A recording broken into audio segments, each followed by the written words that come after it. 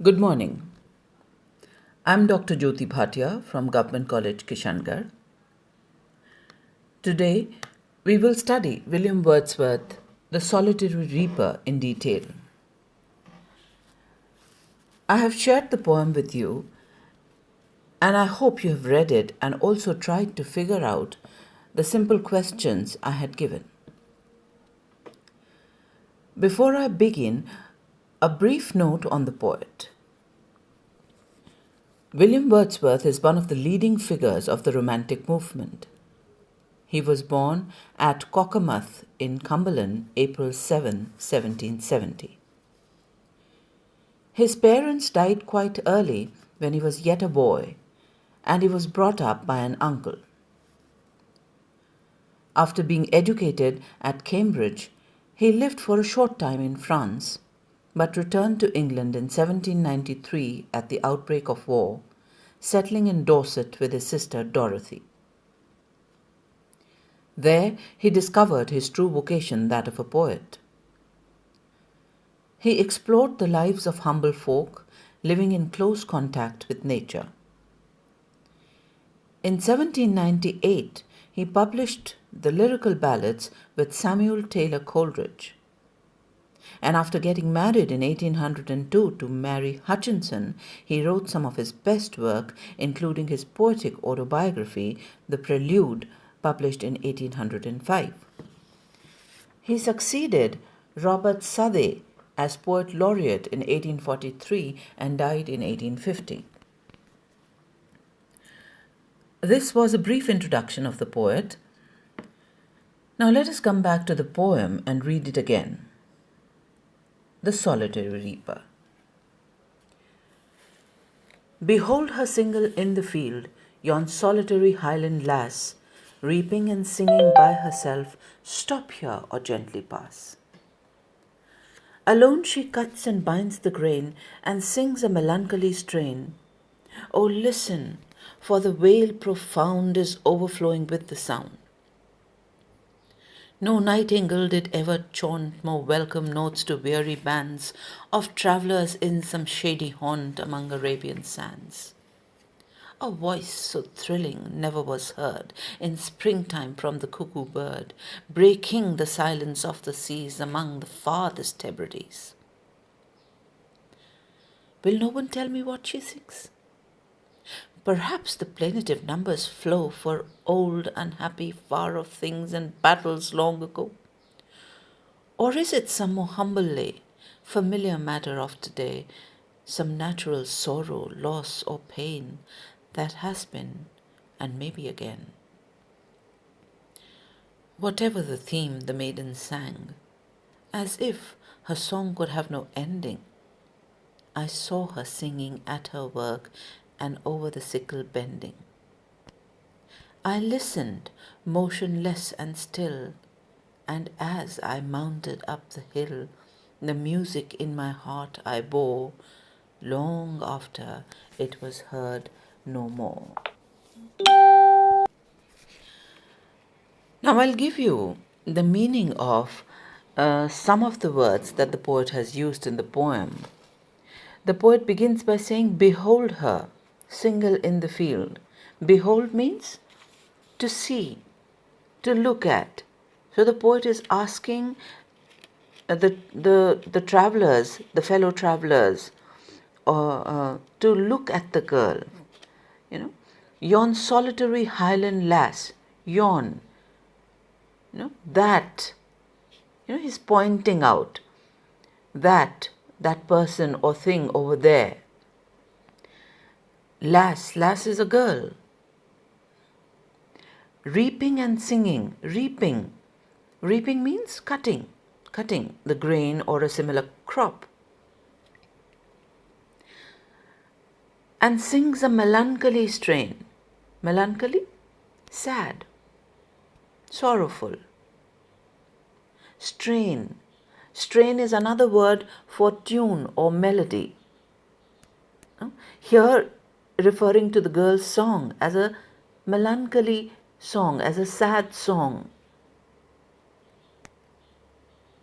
Then look at the word wail. Wail is valley, and profound, profound having or coming from a great depth, and it can refer to both the deep valley or the depth that the girl's song has. No? And then the poet says of travelers in some shady haunt. Haunt, a shady haunt in a desert would refer to an oasis. So an oasis or a haunt here, it means a place that is frequently visited. Yes, and Hebrides. Hebrides are a group of islands on the western coast of Scotland. Then you come across a word after the rhetorical question, will no one tell me what she sings? Perhaps the plaintive numbers flow. Plaintive again means mournful, sad, wistful. Then the writer says, or is it some more humble lay? Humble lay. Lay is again a short narrative poem that is sung. So these were some of the words that I think I needed to tell you about, I needed to talk about. And now, okay, so let us look at the title of the poem. The Solitary Reaper. From the beginning of the poem, the poet has highlighted the solitariness of the girl who is reaping, cutting the crop in a distant field. And if you notice that in the first stanza, the poet has used the words single, solitary, by herself, and alone to emphatically tell the reader that here is a girl, a Highland lass, who is working, who is cutting and binding the grain all alone in the field, and that she is singing. And it is this voice that has in fact arrested his attention, has made him stop in his tracks, and now he wants others also to look at her, behold her from a distance and not disturb her. He wants her to continue singing her sad strain, her melancholy song. And he's so deeply affected by the song that fills the whole deep valley, wail profound, that he says, oh, listen, for the wail profound is overflowing with the sound. Now it can be read both as a deep valley, where the girl's voice is resounding, or the depth, the pain, the sorrow that the voice conveys. In the second stanza, the poet compares the girl's song to that of the nightingale and the cuckoo, two songbirds who produce a vast succession of high, low, and rich notes that few other species can match. The nightingale's song is famed for its complex beauty. Arriving in April, the robin-sized bird sings its melodies throughout the night and day until late May and early June, often from within the shelter of dense scrub. And around the same time, the dove-sized cuckoo, which lays its eggs in the nests of other birds, brings its famous two-note call, announcing to all that spring is here. And this is what the poet calls our attention to, that the arrival of nightingales and cuckoos is an eagerly awaited sign of spring. But he goes a step further and says that the Highland girl's song surpasses the beauty, the melody of the nightingales and the cuckoo's song. The poet says, no nightingale did ever chaunt more welcome notes to weary bands of travellers in some shady haunt, among Arabian sands. Here, the poet compares the reaper's girl song to that of the nightingale. The melodious notes of the nightingale sound sweet and welcoming to a weary, tired group of travelers in a shady shelter in the middle of the Arabian desert. But the song of the Highland girl is sweeter than that of the nightingale. Next, the comparison shifts to the cuckoo, and the poet says, "A voice so thrilling never was heard in springtime from the cuckoo bird, breaking the silence of the seas among the farthest Hebrides." The cuckoo bird heralds the start of the spring, and in springtime breaks the silence of the seas in the far-off Hebrides Islands. But according to the poet, the song of the solitary reaper is more thrilling, is more exquisite, is more stirring, is more wondrous, enchanting than that of the cuckoo bird. The third stanza begins with a rhetorical question. Will no one tell me what she sings? This tells us that the poet doesn't comprehend the meaning of the song, as the girl is probably singing in her native tongue, in her native language. Or maybe he's asking the other travelers if they can throw some light on its subject matter. The poet infers from the tone of the song that it is a mournful one.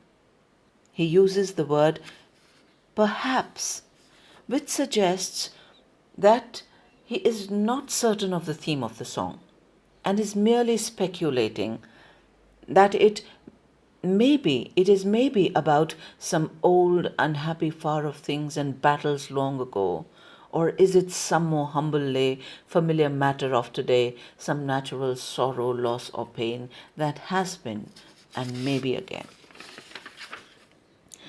The poet cannot understand the words, but he can feel them.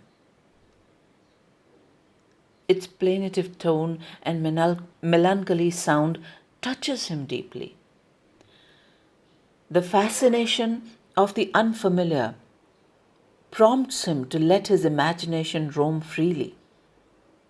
He imagines all possible matters, romantic ancient occurrences to dull everyday incidents, disaster or calamity in the past as the subject of the song.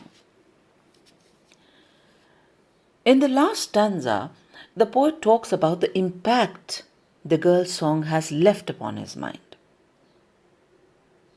It is obvious that the writer is deeply affected by her song, although he could not understand its meaning. He felt as if a song could have no ending. He saw her singing and reaping in the field. He listened to it, standing quietly for a long time. And then he went his way, climbed up the hill, carrying in his heart the memory of the music long after he could no longer hear it.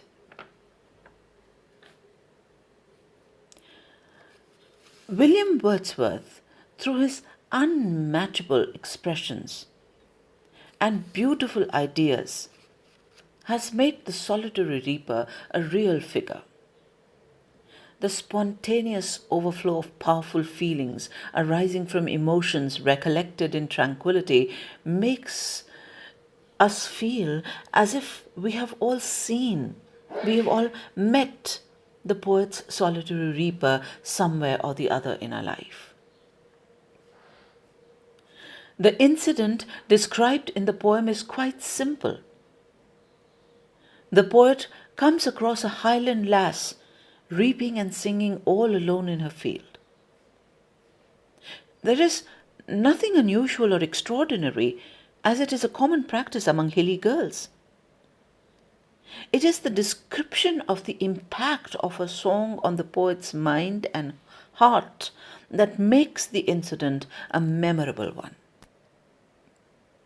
It leaves him spellbound. He stands still, motionless, listening to her song, and carries it in his heart. The song stays with him as a pleasant memory and can be heard long after it is heard no more. It is a source of joy for him. It is a source of joy to him forever. In the poem, the poet touches upon three major features of the song: its unexpectedness in that remote mountainous region, its mournful note, and its powerful appeal.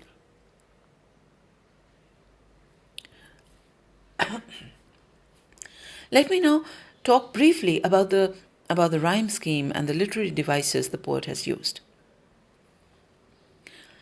So the Solitary Reaper has a mixed rhyme scheme, with the first and the last stanzas following an A B C B D D E E pattern, and the middle stanzas following an A B C C D D pattern. The poem is written in iambic tetrameter. That is, it uses 4 feet per line. If you remember, a foot is a group of 2 syllables, one of which is stressed and the other one is unstressed. Besides this, as you can see, the poet has used end rhyme to make the stanzas melodious. For example, profound, sound, still, hill, lay, day, and grain, strain. Read the poem again and you will be able to notice the end rhyme. Yes? Okay. So, and the poet has used metaphor when he compares the girl's song to that of the nightingale and the cuckoo bird. I've already mentioned the use of rhetorical questions. The poem is overall rich in imagery and sound and allows the reader to picture the whole scene in his mind quite easily. So, read the poem again, listen to this lecture once more, and I hope that the poem becomes clear. It is a pretty simple poem. So that's it for today. Good day.